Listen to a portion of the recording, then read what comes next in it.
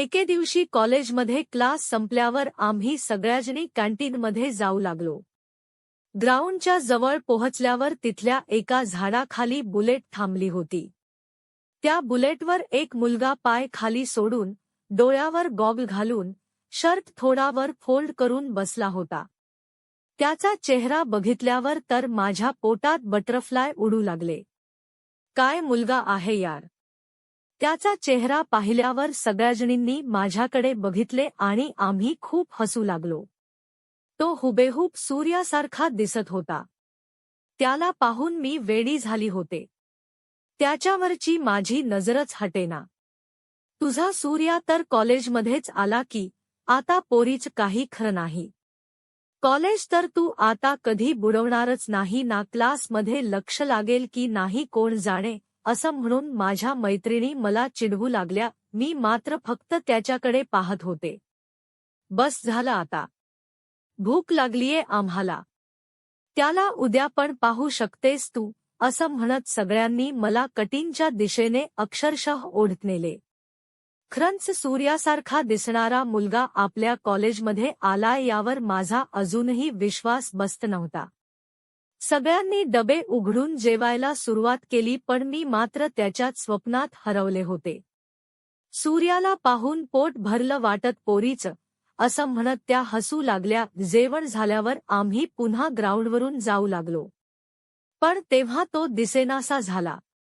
कुठे गायब झाला काय माहीत. दुसऱ्या दिवशी मी मस्त तयार होऊन लवकर कॉलेजला आले. माझ्या मैत्रिणींना सगळं माहीत होतं.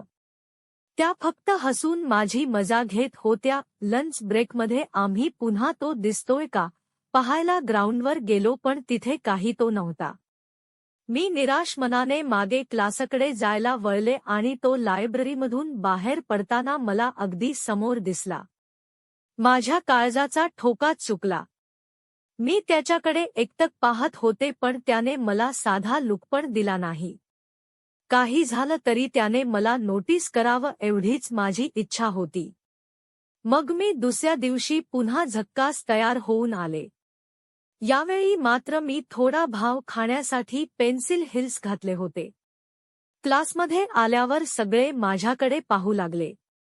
आज खूप छान दिसतीयेस, काय विशेष म्हणून सगळे विचारू लागले. माझ्या मैत्रिणींनाच माहीत होतं माझं मन पुरत माझ्या क्रशमध्ये गुंतलं ते मी मैत्रिणींना घेऊन कॉलेजमध्ये त्याला शोधू लागले. अशी हिल्स घालायची सवय नसल्याने मला चालायला त्रास होत होता. तरी थोडा भाव खाण्यासाठी, त्याच्या नजरेत येण्यासाठी मी सगळा त्रास सहन करत होते. तितक्यात माझ्या मैत्रिणीने मला तो समोर उभा असल्याचा डोळ्याने इशारा केला. त्याने एकदा माझ्याकडे पाहावं म्हणून मी त्याच्या समोरून जाऊ लागले. माझं सगळं लक्ष त्याच्याकडेच होतं, त्यात हिल्स, त्यामुळे माझा पाय समोरच्या खड्ड्यात अडकला आणि मी थेट त्याच्यासमोर जाऊन लोटांगण घातले. काय जोरात आपटले होते मी. माझ्या मैत्रिणींपासून सगळेच माझ्यावर हसत होते. मी केस बाजूला करत वर डोकं करून पाहिलं तर तो सुद्धा मोठ्याने हसत होता.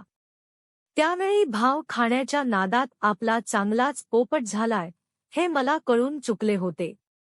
पण या दुःखातही मला आनंद झाला कारण त्याने मला हाताला धरून वर उचलले आणि लागलं का असं हसतच विचारलं. मी फक्त मान हलवली. त्यावर तो म्हणाला, जमत नाही तर घालायचे कशाला असले हिल्स वगैरे. उगाच आपलं पोरांना इम्प्रेस करायचं, असं म्हणत त्याने मला डोळा मारला. म्हणजे गेले 3-4 दिवस मी त्याच्या मागे फिरतीये हे त्याला समजलं होतं. आता तर मला मेल्याहून मेल्यासारखं झालं. पण एवढ्यातूनही त्याने हात पुढे करून माझं नाव साहिल असं सांगितल्यावर पोपट होऊनही मी जिंकले अशी फिलिंग मला आली आणि मी पण हात पुढे करत मैत्रीची सुरुवात केली.